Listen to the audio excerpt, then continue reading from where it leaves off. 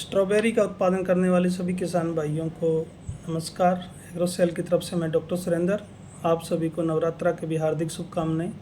आज हम स्ट्रॉबेरी की खेती के बारे में बात करेंगे। जैसा कि अभी आप जो इसके जो पौधे हैं उनको आप लगा रहे हैं, बेड प्रिपरेशन चल रही है, तो इस टाइम आपको किन बातों का ध्यान रखना है।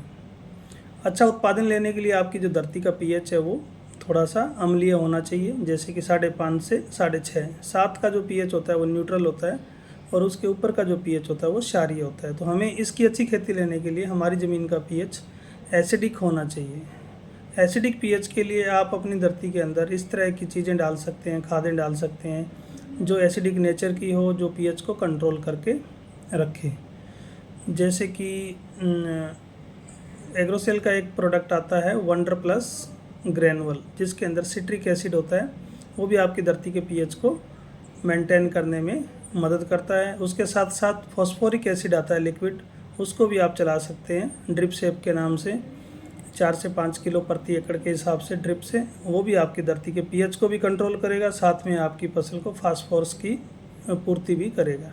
इस प्रोडक्ट में 60% फास्फोरस होता है ड्रिप सेप में, तो आप इसका इस्तेमाल करें। स्ट्रॉबेरी को फास्फोरस की रिक्वायरमेंट दूसरी फसलों की बजाय ज़्यादा होती है।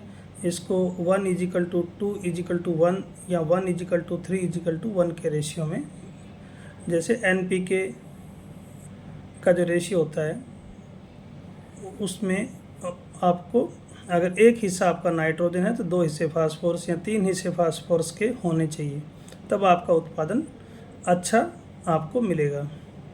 इसके साथ साथ आप मुख्य पोषक तत्वों की कमी पूर्ति के लिए एग्रोसेल कंपनी का महालाभ, जिसमें पोटेशियम, मैग्नीशियम और सल्फ़र भी है, तो उसमें जो सल्फ़र है वो भी आपकी ज़मीन के पीएच को कंट्रोल करने में मदद करेगा। इसके साथ साथ आप खेत में नमी बना के रखें, ज़्यादा पानी की मात्रा ना दें, क्योंकि इसको एक अच्छी ड्रेनेज जिसमें पानी की अच्छी निकासी हो, ऐसी खेत में ही ये फसल अच्छी हो सकती है। उसके साथ साथ ज़्यादा दिन तक खेत को सूखा भी नहीं रखें, इसलिए आप मौसम को देखते हुए अपने हिसाब से उसमें ड्रिप का जो मैनेजमेंट है वो पानी का मैनेजमेंट करें। धन्यवाद।